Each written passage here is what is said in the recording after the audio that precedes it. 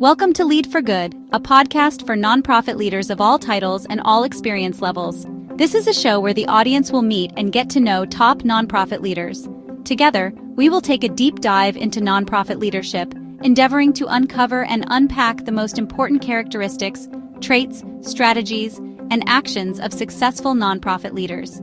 Through this journey together, we desire to help you, the nonprofit leader, grow your knowledge and capabilities to lead for good. We want you to achieve your full potential as leaders in the sector. So, welcome to the conversation. We're glad you joined us today. Without further delay, let's join our host, Chris Looney, as he interviews yet another extraordinary leader who is truly leading for good. Enjoy the show.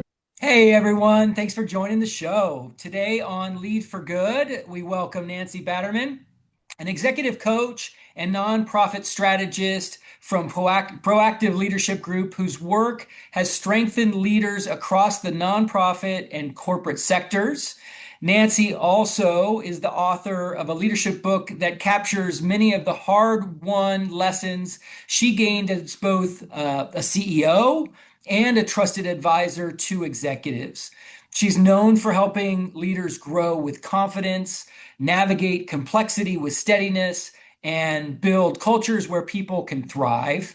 Her journey reflects a deep commitment to learning, self-awareness, and service to others. I'm excited that we're going to learn from her perspective on leadership, insight, and growth. And I know this is going to be a fun conversation. So let's jump in. Welcome to the show, Nancy. Thanks for joining us. Thanks for having me. I'm excited.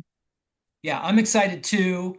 And I do really enjoy having conversations with coaches and strategists because they always seem to raise the bar when we talk about leadership in any context, but especially in the nonprofit leadership frame, because there is so much uniqueness around those who are in leadership roles in the nonprofit world. But before we dig into some of the topics that we have in store for the audience, I'd love to take a minute just to learn a little bit about your background and your leadership journey. So do tell us a little bit about how you became the leader you are today. Sure. So I went to college. I thought I was going to be a special education teacher. That is kind of where I started my education. I, of course, then married somebody who was in the Navy. So that made us move around a little bit. And when we got out to California, I started to look for a job. And in California, there were strict requirements to teach. So it was going to take a couple of years. And so I had the opportunity. I found this special education program, an adult ed program for people with intellectual and developmental disabilities. And so I took that as my first job because I wanted to work with people with disabilities. And I ended up staying at that location, at that organization for 34 years. Oh my gosh. I know, crazy. So turned out I wasn't a classroom teacher, and over time realized that working in running a nonprofit, I started out in kind of an entry-level position. The founding executive director left the organization. I got the job. And one day I woke up and realized I was working with and had 300 employees. So I was like, gosh, I need some more skills. So I went back and got my master's in business administration from San Diego State. So because I really felt like I had to know what I was doing. I had to be a strong leader. And Yeah. I wanted to make sure I could keep all of those 300 employees employed. So, Yeah. but love leadership, lifelong learner, love to read. Throughout my career, have read a lot on leadership. And so I was excited to have the opportunity to build and develop many leaders who are now running other nonprofits or working in the nonprofit sector. So it's been a wonderful journey. Yeah, no, that's amazing. I see in the background there you have Proactive Leadership Group, which is the group that you work through in your executive coaching Yes. efforts, right? And then I Yep. see also your nonprofit manifesto, book. Let's call it advertisement, which is great. I love that. Tell me about that book real quick. Sure. So I wanted to write a book for a very long time and had chapters developed. And then part of my coaching business to write my book was a 3-year highly achievable goal. In my one-page strategic plan, I kind of walk my talk. So I have my own strategic plan. Love And it. we were challenged at a training for metronome coaches to move our 3-year highly achievable goal to an annual initiative. So this was in the spring of 2024. And my book was published in June of 2025. So really talks about the one-page strategic plan, but also the lessons I learned as a nonprofit CEO. And then also talks about that nonprofits are really businesses and we need to think about them and act like they are business. And so the book talks about some different business concepts that nonprofits should be really being taken advantage of. I love it. Great. Well, encourage everyone out there to check that book out. And the conversation around metronome could be an entirely different episode of Lead for Good. We might have to circle back and do that. But let's continue the scheduled conversation for today. The follow-up question that I wanted to ask you about your leadership journey is kind of that role, the professional role that you like the most in nonprofit leadership. It's not the job, but actually the task or the role that you have that you like the most or feel most comfortable doing in nonprofit leadership. So I would say my passion is really strategic planning. I was excited. The coach I was working with, Mike Morrow from Proactive Leadership Group, was my executive coach. And Okay. he really encouraged me to move into executive coaching. And it's a great opportunity to work with leadership teams and to really take my leadership skills and help build the leadership skills of other nonprofit leaders, both the CEO, but I generally work with the C-level staff in nonprofits. And so really building the capacity of nonprofit leaders. And I feel like that's so important that, and I love doing it. Yeah, it's great. And I'm sure you're remarkable. I do know a bunch of your clients, so I know they have nothing but praise for you. So during that leadership journey, I'd be interested to know a little bit about some mentors that meant a great deal to you. You don't have to name names, but most importantly, like what it was it that they did for you that was most helpful?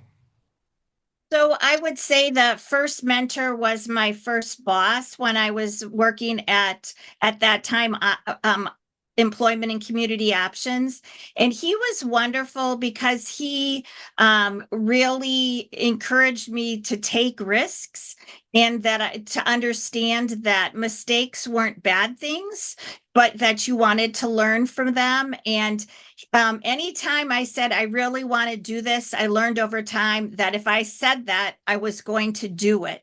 But he was very encouraging, and I learned at Options for All that I really like the program development and the program expansion. But I learned quickly that I had to walk my talk. And if I said I wanted to do it, that he expected me then to do that. So that was a really valuable lesson. And then the next mentor is actually Mike Morrow from Proactive Leadership Group. And he has been in the coaching industry for over 40, almost 40 years. And so was a wonderful coach, but he really built up my confidence. Mm. As a nonprofit CEO, he was very complimentary about the policies, procedures, everything, expectations, leadership development that I had built in the organization. And then when he introduced me to the one-page plan, I was so excited about that, implemented that at the nonprofit I was at. And he convinced me after 34 years that if I left and went out on my own and was an executive coach, I could introduce that one-page plan to more nonprofits. And so that's what I have been doing for the last 6 years. And he's right. I love that and the opportunity to continue to build leaders in different organizations and help them grow in a sustainable way so nonprofits can have a greater impact. So it just allows me to help other nonprofits and to further my passion for and the success of nonprofits. Yeah, well, that's great. And so the last question, just sort of about your own leadership journey and how you define yourself as a leader. So is this question that connects to your philosophy? So the 34 years that you spent as a CEO and now these 6 additional years as a coach, what would you say is that leadership philosophy or the traits of nonprofit leadership that you think are so important for others to kind of live out? So I think the first really valuable lesson that I learned was early in my career. I realized at that point I was really a task oriented, get things done kind of person. But over time as a leader, I realized the importance of the people in organizations, especially nonprofit organizations, and that the attention to developing leaders in the organization was very important, and to focus on helping leaders with their own personal development, but also their own self-care, which I talk about in my book, to so that they're, they have to take care of themselves to take care of the people in their organizations. So those were some of the really important lessons, and that you have to adapt your leadership style to the people you're working with. And I Mhm. think the higher you go up in an organization, the more important it is to realize that you need to be meeting the needs of the leaders in your organization and to find the correct way to do that. And I think the other lesson that I've really learned, especially more so as I've been executive coaching, is the importance of self-awareness, and that you really have to understand yourself, and to really be careful and to think about, and when people give you feedback, to take that feedback very seriously and to think about it and to try to find ways to address those issues. And I think it also really reinforced me the importance of having an executive coach. Over the years, I've had 2 or 3 different executive coaches in different phases of my career as a nonprofit executive, and those were Yeah. all very valuable. And so I think that opportunity to grow has to include some self-awareness and the willingness to be a lifelong learner, and to grow and adapt as organizations and as work changes over time. Yeah, yeah, that's so important. Thank you. I appreciate that. And I think it's going to dovetail nicely into the conversation we're about to have, because with each of our nonprofit leader guests, we focus on a, particular element of leadership. And for this conversation, we're exploring the lessons that you've learned as both an executive coach and as a CEO, and also kind of reflecting on some of the themes from your book on leadership. So let's jump into that. And Okay. the first question I would have is, in thinking about all of the leaders that you've coached at many different stages of their career, what are the common patterns that you've seen in leaders who grow well over time? I think those are leaders who are good listeners, that are able to listen to their individuals on their leadership team, the people around them, and take that information in and use that information in helping them make decisions. But I think they also have to be somewhat confident and strong in that they know that they're going to have to make hard decisions. And so they need to be confident in that. And then I think the whole idea of lifelong learning is really important. I say this all the time, that leaders are readers, and it may be not necessarily reading, but in this day and age, you can listen to audio books, but that continuous curiosity for knowledge and what other nonprofit organizations and other successful leaders are trying and doing, and learning from all of that. There's just now with YouTube and the internet and websites, there's just so much vast knowledge out there and resources for nonprofit leaders. So the more that a leader is willing to, check that out and learn more things, I think this more successful they can be. No, that's great. That's perfect. It's good advice too. What surprised you most about how leaders respond to challenge, to change, or to stress? I think that the thing that I've learned the most, and we talked a little bit about this, is this whole idea about self-awareness, that the most successful leaders are those individuals who really take the time to step back, to have a coach or peers or someone, a mentor, someone who's influencing them in their career, and really stop and listen. And there are so many great tools and assessments out there that I really encourage leaders, and see that the best leaders are people that take those things up. I think that the hardest thing for me to have seen in this role is I'm actually surprised how many people can get fairly high in an organization and be completely self unaware. Yeah, And right. right. And that just surprises me, but it's a really, if they are, it's not something that the mentor or the person they're working with can really change. So I haven't quite figured out the solution to that, but I am surprised how many people can make it fairly, as a VP, high up in an organization, C-level staff, and still be pretty self-unaware. It's kind of surprising. Yeah, agreed. And I think there's always, and it's not just in the nonprofit space, it's in the for-profit Exactly. space as well, how people can be tone deaf, I guess is one way of saying it, but also unaware of their own shortcomings, and also unwilling to change. Mhm. And so I think the next sort of venture for someone in the leadership space is unlocking a way to change people who are unwilling to change. Yeah. Um, because most of the leaders that you work with probably have either their own internal willingness, or they've been forced to Mhm. change by external forces, right? So their Right.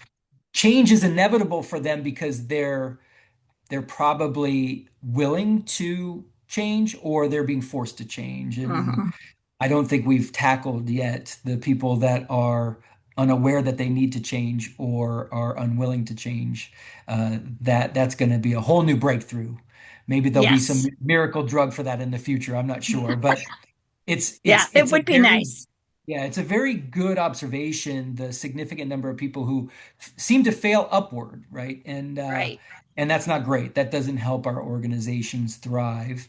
Um, can you share a moment or a situation where your coaching work led to some sort of significant breakthrough that you're proud to claim and share with others? Like, because I think a lot of people don't understand the significance or the true impact that a coaching experience and relationship can have on their leadership. Yeah, so one that I can think of is I've been working with a smaller organization where a really outgoing executive director, and but as somebody that over time has been able to realize that it's important as a leader to be able to step back, and it's great to be outgoing and to be able to connect with people and build relationships. That's a big part of being a nonprofit leader, specifically as it relates to building relationships with donors and raising money, but that it's also important to be able to step back and to listen to board members, donors, and that it's important to, even though they're really good at that forward facing, outgoing, they need to step back and really to take in and listen to others and to take that in and to do something with it. So one of my people that I'm coaching has really been able to make those steps and to, listen to others. But she knows when there are times when she should be forward facing and be doing those things, and other times where she needs to step back and, like, it's strategic planning, to be a really good listener, right? What are the Yeah. board members saying, and what are the key staff members saying? So that's one example that comes up immediately. Yeah. And how do you help leaders build a certain amount of self-awareness in a way that feels encouraging rather than critical? So I would say I use several different tools. The Advanced Insights Assessment is a DISC, values and an attributes, three different assessments in one. I also use with leadership teams the five dysfunctions of a team. So it Yeah. really helps them understand themselves and their role on the team, but also how they work with their other team members. And the newest one that I've been using is the five or six working geniuses, types of geniuses. It's Mm, a Patrick Lencioni book, and he yeah. identifies these working geniuses. And that's actually the resource that most of the leaders I've talked about really connect with. Understand that they have areas where they really feel like they're in the flow and do really well, and that but there are also places they have competencies in, and they can do that when they need to, but then there are places where they get really frustrated, and it's important to know what those are and find people to take those roles in the organization, and then everybody's happy. So that's really a tool that I've seen leaders really embrace, because it takes what they're good at and really encourages them to do more of that. Yeah, oh, that's great. The number of people through the Lead for Good podcast that have mentioned Patrick Lencioni is really amazing. A credit to his work for sure. Yes, Yeah. absolutely. I know that most leaders, and perhaps more so in the nonprofit world, because I think there's a pretty high level of emotional intelligence and emotional awareness, have imposter feelings or imposter syndrome or imposter doubt, because they want to be so good at everything and just know that they haven't had some experiences that other people have had, right? But how do you help your clients move through those moments because they're real? Yeah, I think it's really a couple of things. One, I really encourage all of my clients to have affirmations and to review those affirmations on a really regular basis. I'm a big believer. I don't know if you've heard of the book The Miracle Morning by Hal Elrod, but it's a great book, and it talks about savers, a series of activities you should do every day. And it's silence or meditation, affirmations, visualization, exercise, reading, and then scribing or journaling.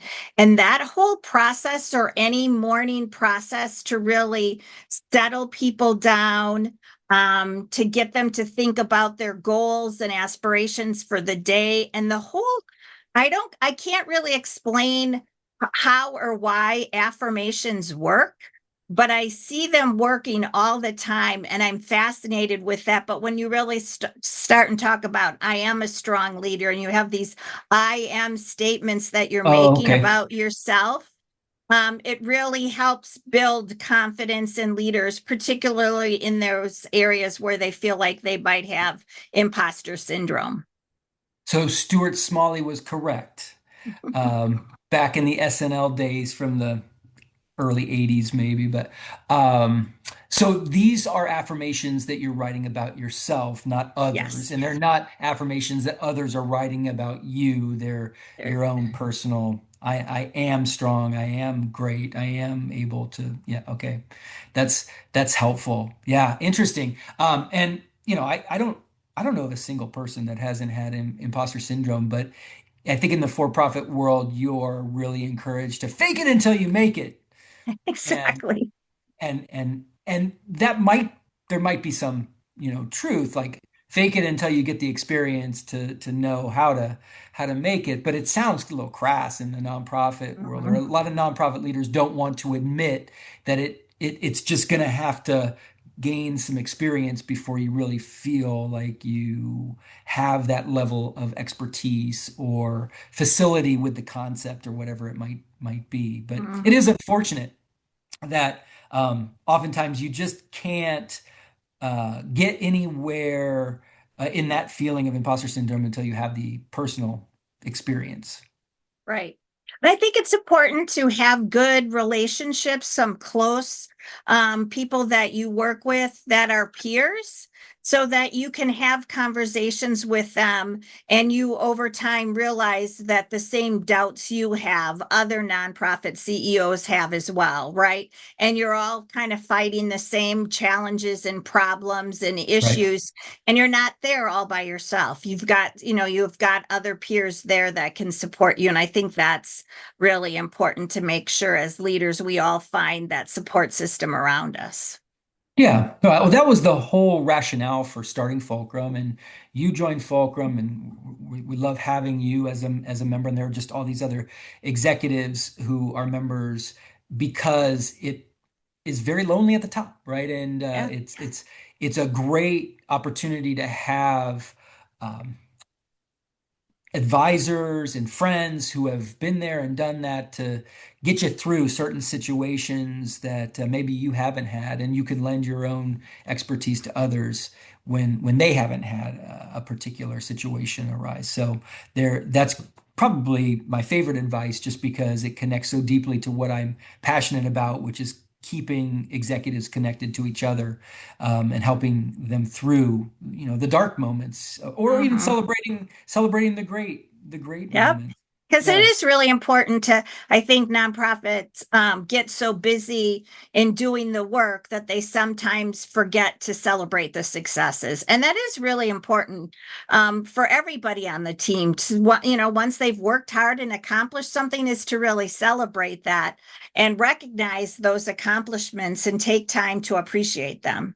Yeah. Well, it's also true from my experience that leaders are often always looking at the next goal, and sometimes aren't satisfied with a great achievement because it's just a milestone on the way to something bigger that you don't necessarily celebrate getting to the next stage of Everest when Everest summit is the goal. But unfortunately for everyone else, maybe on the team, their goal isn't Everest. Their goal is the thing that just happened, or Right. maybe a couple steps removed. So it's not about you, right? It's about celebrating for everyone else, Mhm. and letting them understand that maybe there is some humanity there, that you're not just a machine focused on one final goal, that you have that capacity to understand that other people are pretty happy about getting someplace, right?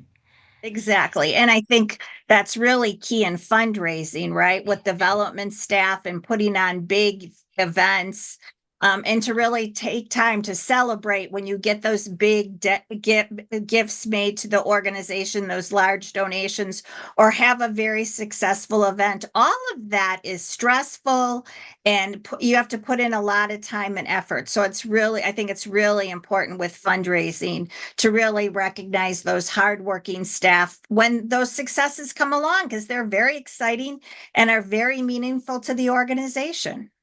Yeah, 100%. And it's hard to remember that it's not always about you. Right. It is. It is very. Yep. You're absolutely right about that. Oh, I'm sorry, I forgot. This isn't about me. So from your perspective, what separates good leadership or decent leadership from great leadership or extraordinary leadership? I think great and extraordinary leaders are always pressing ahead, curious, learning, and also kind of watching the environment and taking things in. But you and recognizing that you need to support the people around you, that you can't do it alone, that everything takes a team. And so you need to step back and listen to others and make sure that as you're pushing forward, you're bringing along the people that who are really hardworking, that you make sure you're bringing them along with you and celebrating together. Yeah. Are these all the things that you learned as a CEO yourself and carry forward into your coaching practice? Or are there other things as well that you really make sure to kind of promote into your coaching practice that you brought with you from your CEO experience? Certainly, I would say the whole reading is important is something that I really have believed in my entire life. I was a kid that wanted to dragged my mom to the library so I could check out books. So that I've carried with me, but I think the self-awareness, the focusing on the people were things that I had to learn over time in my position because I was, kind of that A personality that wanted to get things done and check them off the list. And I Right. realized over time that I had to bring people along with me. So I would say a good portion of the lessons that I learned over time. And sometimes because things didn't go really well. And when I stepped back and looked at them or if I got feedback, I needed to really seriously listen to that and see what I could do to change, right? So that, that I could continue to move the organization forward. Yeah, yeah.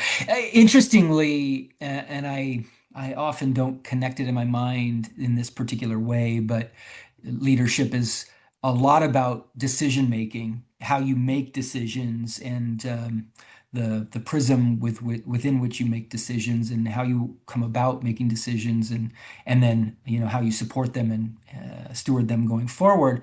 What did you learn about decision making, maybe that you wish you had known early in your career, or that you try to impart on leaders now? So I think one of the things is to try not to make decisions in isolation and to talk with other people. And I think, particularly in the nonprofit sector, as a nonprofit CEO, that you shouldn't really make any decision just unilaterally, right? Okay. You Yeah. have a board and you want to have conversations with board members and your C-level staff and that the decisions of the organization should be made with other people and where you've got buy-in with other people. And if it takes a little bit more time, it's worth the time to bring people along and have the buy-in with people. And that was kind of a hard lesson for me. I was like, all right, I know what I want to do. I'm going to move forward. But if I didn't have people coming along with me, I was kind of felt like I was yanking them or dragging them along. And it was like, Yep. no, I had to step back and understand where they were coming from and what else they needed so that they were ready to move forward. And I think that's really important. Did you say in preface to the conversation, I have an idea of where I want this to go, but I want to get some, like confirmation? Or did you say, hey, I'm totally open to how this can play out, and I just want to get the advice and guidance from others in my network before we together move forward? I'd say it was on a continuum. I got more open and willing to hear others and have more team decisions and collaboration over time. As a new leader, I think sometimes we're afraid. And so we just kind of feel like if we control everything, that it'll be all right. And so I think in the beginning, I was doing more telling, and then over time, understand that getting information and bringing people along was all very important. And so over time, I think my style became much more open and more willing to listen and hear other people's perspective and to have my perspective changed, right? Not rather than this, I've made this decision, but I'll hear your ideas, but really be open to and the possibility of doing it differently or thinking about it differently. Yeah, no, it's great. They're really helpful because I know as a young leader, my fear was in inviting people's opinions. They might assume that I was incapable of coming to a good decision as a young leader, and I needed help, and it showed weakness and all of those things. Yeah, So you're right. I get those fears, and I know it's a lot easier for someone who's been in the role 10, 15, 20 years to be asking for advice because they've earned that kind of um, level of trust and And everything. But perspective, right? yeah, Yeah. yeah. So I wonder, because we're talking, I wonder if young leaders do need to be a little more independent for that reason to show that they've got some strength and backbone, or if that's just a total false illusion, Mm. that really they're doing themselves a disservice by not, from the very earliest frame, inviting board, inviting staff, inviting donors, inviting others to have a voice, I don't know. I mean, I think it's just interesting because there is that fear. That's a legitimate fear. Yeah, absolutely. And I think people are afraid to ask for help because it shows weakness, right? Right. Right. But Or it seems to. it's true, right, exactly. But the reality is that we can't do it all ourselves, and we can't do it all by ourselves, that it all takes teams of people to be successful.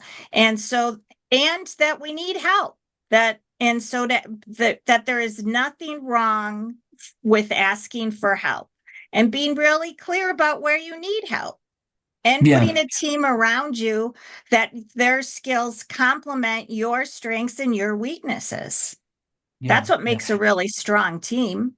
That's good. And I suppose if you have a couple of executive staff and you have a couple of strong board members who are your allies and who are, good advisors, they're not only able to give you some good advice, but then also help lead the charge to gather that additional advice and to say, hey, I'm helping XYZ CEO figure out some ideas and next steps and Mhm.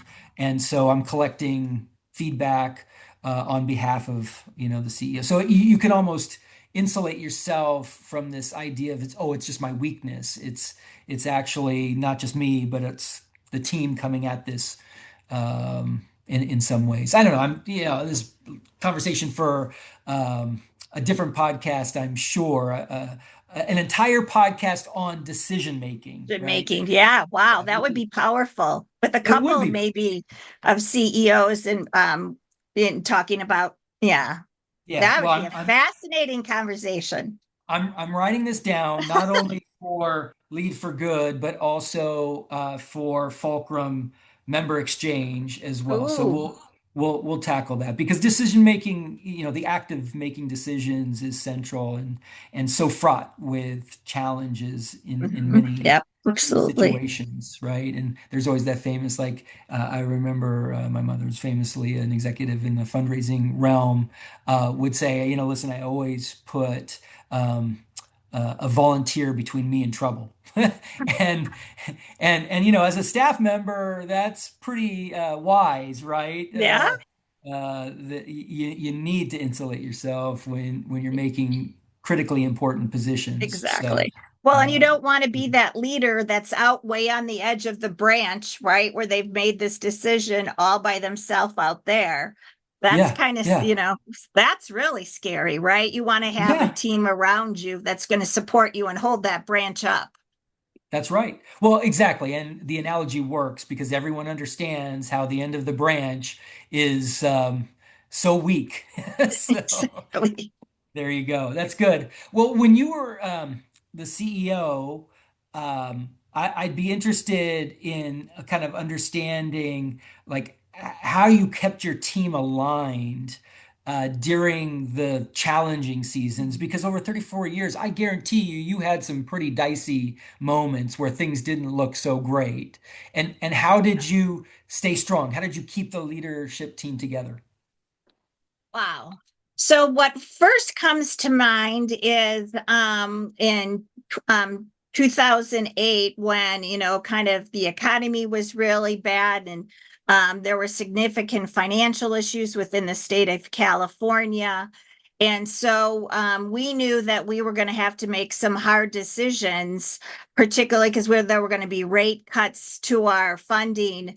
And so I met with my key leadership team, my executive leadership team, and we started on a regular basis. We met once a month, but when things started to get kind of a little crazy and chaotic, we started to meet on a weekly basis.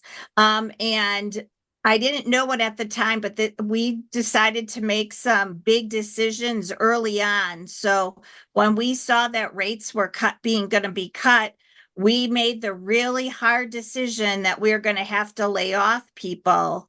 But we did it early enough on that we didn't have to do as many because we had done it right away, right? Where many of my colleagues were apprehensive and so they waited.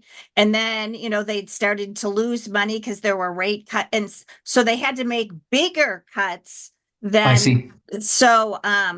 And I think that was more out of working as a team and talking through things. But I realized in retrospect that that was really a good thing. So encouraging people in bad times to make the hard decisions as fast as you can, which is Very a good. lot easier to say than to I do. know.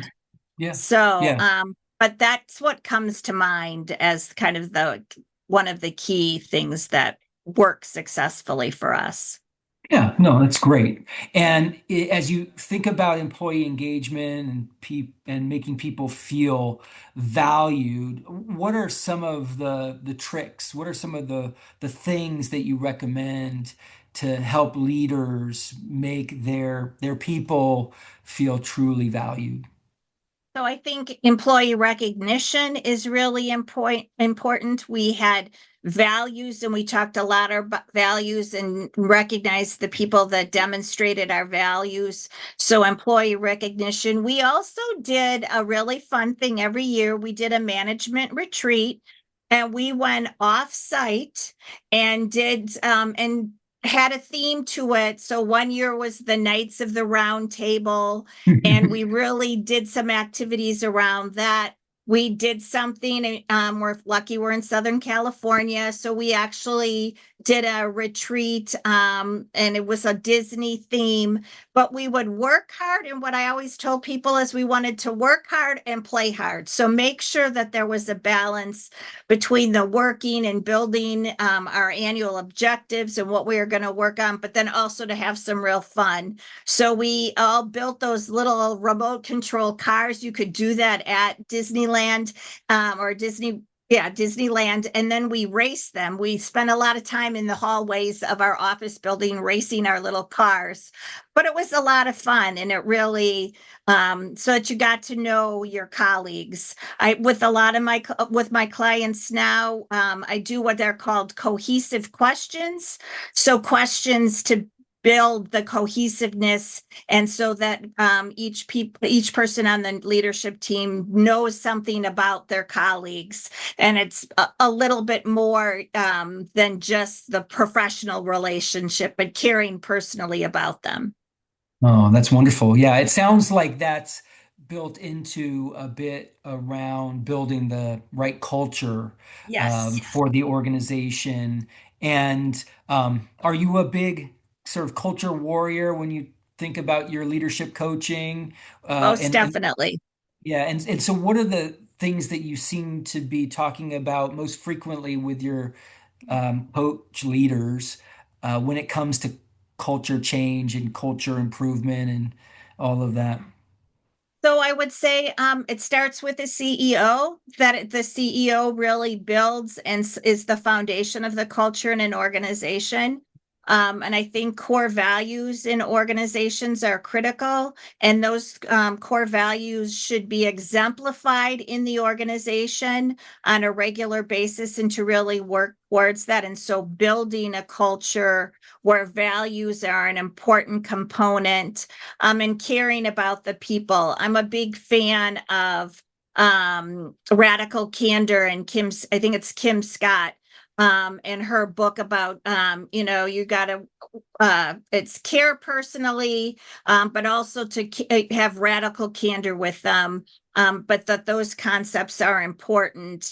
But you have to care about your people and have good relationships with them, so part of their, about their families, what their story is, where they want to grow, what their long-term interests are, so you really care about your employees.